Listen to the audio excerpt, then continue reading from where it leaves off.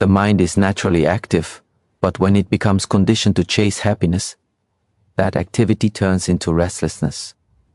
Chasing implies distance. It suggests that happiness is somewhere else, sometime later, dependent on achieving a certain result or becoming a different version of oneself. The moment this belief takes root, the present moment is subtly rejected. What is here is judged as insufficient, and the mind begins to lean forward, always anticipating rather than experiencing. This forward-leaning state is not neutral. It creates tension, impatience, and a constant sense of incompleteness. When happiness is treated as a goal, the mind organizes itself around future outcomes. Once I achieve this, I will be at peace. Once things change, I will feel better. These thoughts may seem harmless or even motivating, but they fragment attention. Instead of being fully engaged with what is happening now, awareness is split between the present and an imagined future. This split drains energy. The body may be in one place, but the mind is somewhere else, rehearsing, worrying, hoping, or calculating. Over time, this becomes the normal state of being. Restlessness is not caused by a lack of success, it is caused by a lack of presence. Many people reach their goals only to discover that the feeling they expected does not last. The mind quickly adapts and starts chasing the next improvement. This cycle continues because the underlying habit has not changed. The habit is the belief that fulfillment lies ahead rather than here. As long as this belief operates, satisfaction remains temporary, no matter how favorable the circumstances become. Constant pursuit also strengthens desire without teaching the mind how to rest. Desire itself is not the enemy. It becomes a problem when it is unconscious. An unconscious desire demands fulfillment and creates discomfort when it is not immediately satisfied. The mind becomes impatient, easily irritated, and unable to remain still. Even moments of relaxation are filled with mental noise. There is always something else to do, something else to fix, something else to achieve. Stillness feels uncomfortable because the mind has not been trained to be at ease without stimulation. The more the mind runs toward future satisfaction, the more it loses sensitivity to the present moment. Simple experiences lose their richness because they are treated as stepping stones rather than complete moments. Eating becomes rushed. Conversations become distracted. Rest becomes preparation for the next task instead of genuine recovery. Life is lived as a means to an end, and the end keeps moving. This is how chasing happiness gradually empties daily life of depth and meaning. Contentment does not arise from accumulation. It arises from contact. Contact with the breath, the body, the environment, and the current experience. When the mind is fully present, even ordinary moments feel sufficient. This sufficiency is not excitement or pleasure. It is a quiet sense of being grounded. But this state cannot be accessed by chasing because chasing pulls attention away from direct experience. It replaces contact with expectation. Another consequence of chasing happiness is the constant comparison it creates. If happiness is something to be achieved, then progress must be measured. The mind begins to compare itself with others, with past versions of itself, with imagined ideals. These comparisons fuel anxiety and self-judgment. No matter how far one goes, there's always someone ahead, always another standard to meet. The mind becomes harsh and demanding, pushing itself forward without allowing rest. Inner restlessness is also reinforced by fear. The fear of falling behind, the fear of missing out, the fear that if one stops, everything will collapse. This fear keeps the mind in motion even when the body is exhausted. Yet this motion does not create security, it erodes it. A mind that cannot pause, cannot see clearly. It reacts instead of responds. It confuses movement with progress and busyness with purpose. When attention is brought back to the present moment, the illusion of chasing begins to weaken. One starts to notice that the present is not lacking anything essential. There may be challenges, responsibilities, and effort required, but these do not cancel the possibility of inner steadiness. Steadiness comes from being fully where you are, not from escaping to where you think you should be. Training the mind to remain present is an educational process. It involves noticing the impulse to rush and choosing not to follow it. It involves recognizing when the mind projects happiness into the future and gently returning attention to what is happening now. This is not suppression of desire, but understanding of it. When desire is seen clearly, it loses its urgency. It no longer controls behavior automatically. As this understanding deepens, the mind begins to experience a different quality of happiness. Not the excitement of achievement, but the calm of alignment. This happiness is stable because it is not dependent on external conditions. It is rooted in awareness. From this place, action becomes more effective, not less. One still sets goals and works toward them, but without inner agitation. Effort is guided by clarity instead of restlessness. Chasing happiness creates inner restlessness because it teaches the mind to live in anticipation rather than presence. When anticipation is replaced by attention, the mind settles, and in that settled state, it becomes clear that contentment was never absent. It was simply overlooked by a mind that was always running ahead of itself. Most people believe clarity comes from doing more, thinking harder, or pushing forward with greater intensity. In reality, clarity often appears when unnecessary movement stops. The mind is constantly in motion, planning, judging, remembering, anticipating. This movement feels productive, but much of it is unconscious. When the mind never pauses, it cannot see itself. It is like trying to see the bottom of a lake while the water is constantly disturbed. Pausing allows the surface to settle, and only then does what is already there become visible. Mental and emotional movement is largely driven by impulse. An impulse arises, and the mind immediately follows it, reacting, defending, seeking, avoiding. This creates a continuous chain of activity that feels automatic. Pausing interrupts this chain. It creates a space between what happens and how you respond. In that space, awareness becomes possible. Without pause, awareness is replaced by habit, and habit keeps the mind trapped in repetitive patterns. When movement stops, even briefly, the mind begins to recognize how much effort it has been expending unnecessarily. Many worries repeat themselves without leading to solutions. Many emotional reactions arise without requiring action. Pausing reveals this clearly, not through analysis but through direct observation. You begin to see that not every thought needs to be followed, and not every emotion needs to be expressed. This realization alone reduces inner pressure. Clarity does not arrive as a dramatic insight, it often appears as simplicity. You suddenly know what matters and what does not. This knowing is not intellectual, it is felt. It comes from alignment rather than reasoning. When the mind is quiet, priorities arrange themselves naturally. Decisions become easier because they are no longer clouded by urgency or fear. Pausing also reveals that beneath constant striving there is already a stable state present. This stability is not created by effort. It exists before thought, before reaction. It is the ground of awareness itself.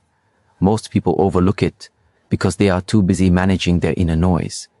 When the noise reduces, even for a moment, this calm becomes noticeable. It does not need to be achieved or maintained through force. It simply needs to be recognized.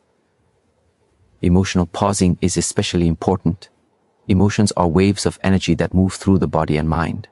When they are resisted or acted out immediately, they intensify. Pausing allows emotions to complete their natural cycle. Instead of suppressing or expressing them impulsively, you observe them. In observation, their grip loosens. You realize that emotions are experiences, not identities. They arise, change, and pass. This does not mean becoming passive or detached. It means becoming grounded. From a paused state, responses become more accurate. You speak when it is necessary, remain silent when it is not. You act with intention instead of reaction. This precision conserves energy. Life becomes less exhausting because you are no longer fighting yourself. Pausing also retrains the nervous system. A system that is constantly stimulated cannot distinguish between real danger and imagined pressure. The body remains in a state of readiness, even when there is no immediate threat. Pausing signals safety.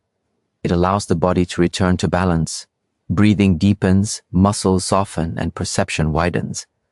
In this state, thinking becomes clearer because it is no longer driven by stress. Many people fear pausing because they associate it with loss of control or falling behind. In truth, pausing restores control. When you are aware of your inner state, you are no longer ruled by it. You can choose when to move and when to remain still. This choice is freedom. Without it, even constant activity is a form of confinement. As pausing becomes a regular practice, trust begins to grow. You trust that you do not need to rush to keep life together. You trust that clarity will emerge without force. You trust that calm is not something fragile that disappears when you stop trying. This trust reduces anxiety and strengthens resilience. Over time, you notice that the stable state revealed by pausing is always available. It does not depend on silence, perfect conditions, or withdrawal from life. It can be accessed in the middle of activity, conversation, or challenge. The difference is that now movement arises from stillness rather than restlessness.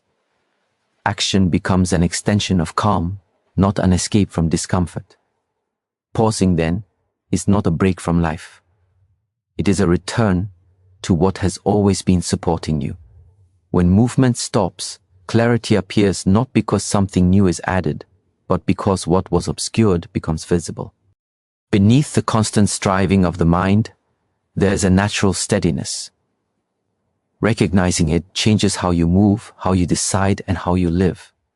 Stillness is often misunderstood as something that should happen naturally once life becomes easier or circumstances improve. In reality, stillness rarely appears by accident. The mind has been conditioned for years to seek stimulation, react to discomfort, and escape silence. Expecting such a mind to become calm on its own is unrealistic. Stillness is not the absence of activity, it is the presence of inner order. And order is created through discipline. Discipline is commonly associated with force, punishment, or rigidity. In an educational sense, discipline simply means training. It is the deliberate shaping of attention and behavior. Without training, the mind follows whatever impulse arises. One moment it seeks pleasure, the next it avoids discomfort, and the next it demands distraction. This constant movement is not freedom, it is dependence on external stimulation. Discipline interrupts this dependence by introducing conscious restraint. Attention is the first area where discipline must be applied. The mind habitually scatters itself across multiple thoughts, worries, and desires. Training attention means repeatedly bringing it back to one point, such as the breath, the body, or a single task. This repetition is not glamorous, but it is powerful. Each time attention is returned, the mind learns stability. Over time, focus becomes less effortful, and inner noise begins to settle. Conscious restraint is equally important. The mind is used to immediate gratification. When an urge arises, to check, to react, to distract, discipline creates a pause. Not every urge needs to be satisfied. By choosing not to follow every impulse, you weaken the habit of restlessness. This is not suppression, it is choice. Suppression creates tension, while conscious restraint creates clarity. You see the urge, acknowledge it, and allow it to pass without acting on it. Without structure, the mind remains reactive. Structure provides a container within which stillness can develop. Regular routines, intentional practices, and clear boundaries reduce unnecessary decision-making. When the mind knows what is expected, it relaxes. Chaos, on the other hand, keeps the mind alert and restless. Discipline organizes life in a way that supports inner calm rather than undermines it. Stillness grows through consistency, not intensity. Short, regular periods of disciplined practice are more effective than occasional extremes. Sitting in silence for a few minutes each day, maintaining steady breathing, or performing tasks with full attention gradually rewires the mind. These small acts of discipline accumulate. They teach the mind that it is possible to be present without stimulation. As discipline deepens, resistance inevitably arises.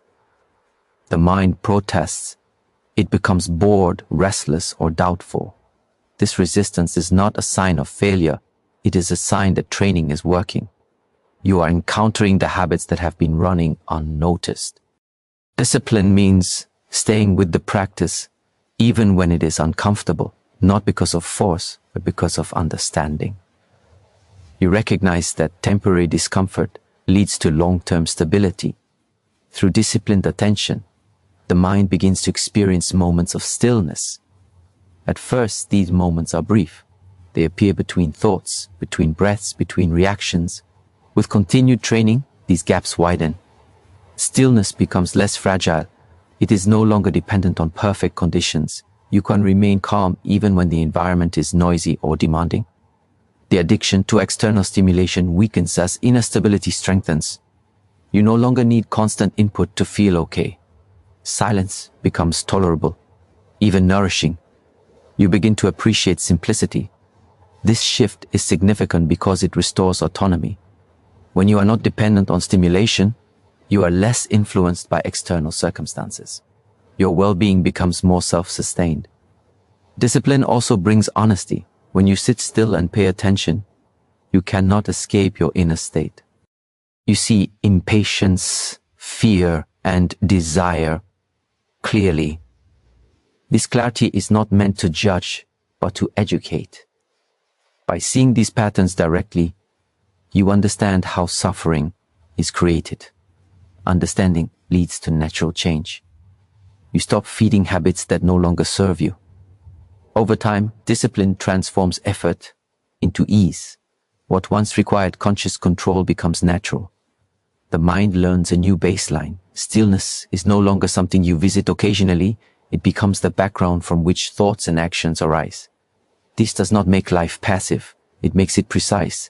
You act when action is needed and remain still when it is not. Discipline is the gateway to stillness because it provides the conditions in which stillness can appear. Without training, the mind remains scattered and restless, endlessly chasing stimulation. With discipline, attention becomes steady, impulses lose their dominance, and a deep calm emerges. This calm is not manufactured. It is revealed through the patient, consistent work of training the mind to rest in awareness. Most people believe fulfillment will arrive when life finally looks the way they want it to. Better circumstances, fewer problems, more recognition, more comfort. This belief quietly postpones happiness and turns daily life into something to endure rather than inhabit. Presence offers a different education. It shows that fulfillment is not produced by changing external conditions, but by changing the quality of attention brought to those conditions. When presence is cultivated, life does not need to become extraordinary in order to feel complete. Presence means being fully where you are, without mental resistance or escape. It is the ability to give undivided attention to the current moment, whether that moment is simple, challenging, or repetitive. Most of the time, attention is divided. The body performs one action while the mind is elsewhere, replaying the past or anticipating the future. This division drains meaning from experience.